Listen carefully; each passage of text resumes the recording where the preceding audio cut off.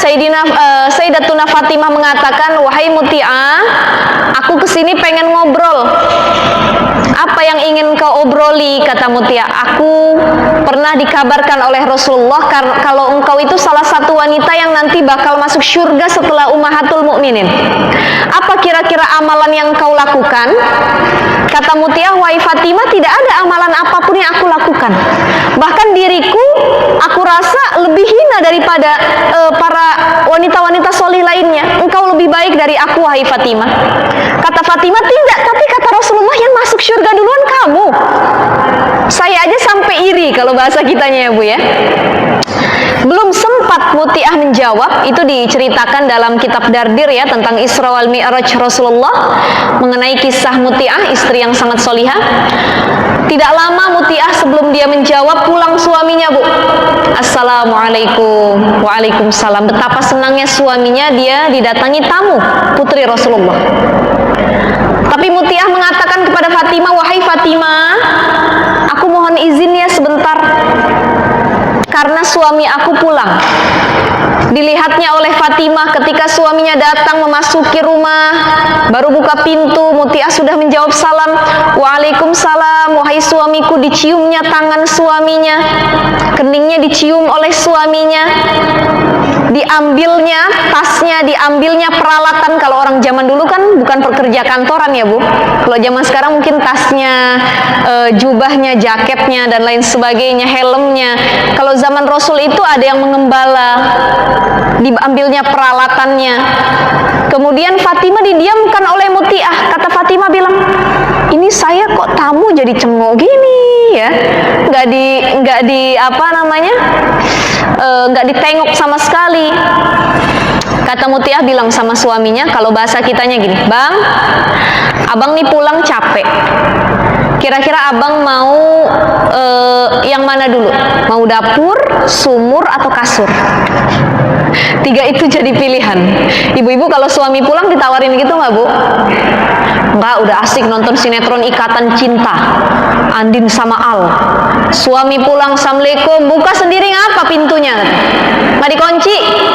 Kata ibu-ibu ya. Ada banyak yang begitu.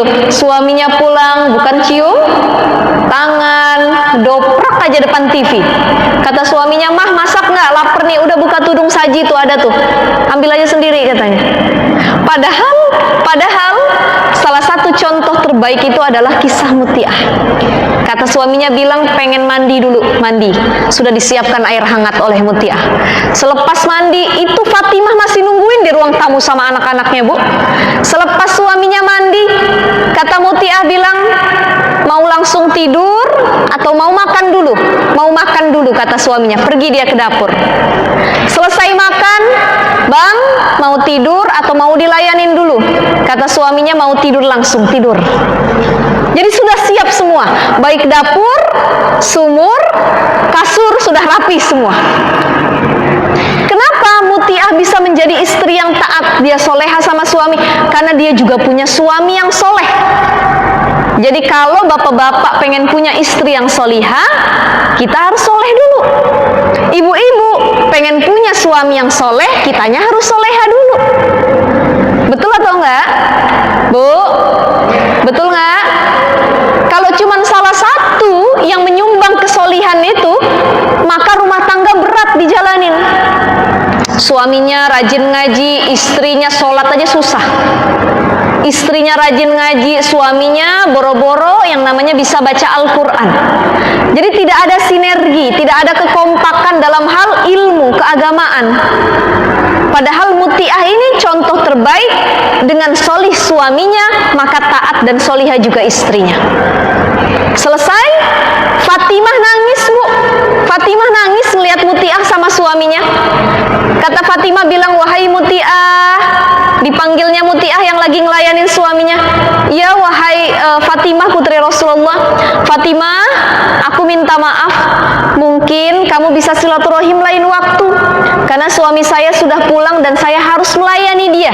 Disuruhnya pulang anak putri Rasulullah itu. Pulanglah Fatimah, dia menangis. Dia bilang kepada Sayyidina Ali, wahai suamiku, aku minta maaf, ternyata diriku nih nggak sesolihah Muti'ah. dari kepribadian mutiah. Apa-apa ngelayanin suami, apa-apa izin dulu, ya. Jadi ini pelajaran buat kita-kita, wahai para ibu. Kalau ada tamu datang ke rumah, kalau kurir oke lah ya, kurir paket ya, paket katanya. Tapi kalau bisa ketika nyambut kurir itu tutup aurat. Banyak perempuan yang ketika datang ke pengajian dia menutup aurat dengan sempurna, tapi ketika di rumahnya dia tidak menutup aurat dengan sempurna. Ada orang datang, tukang sayur, tukang paket, tukang jualan, tukang kredit, pakaiannya asal-asalan, auratnya kemana-mana.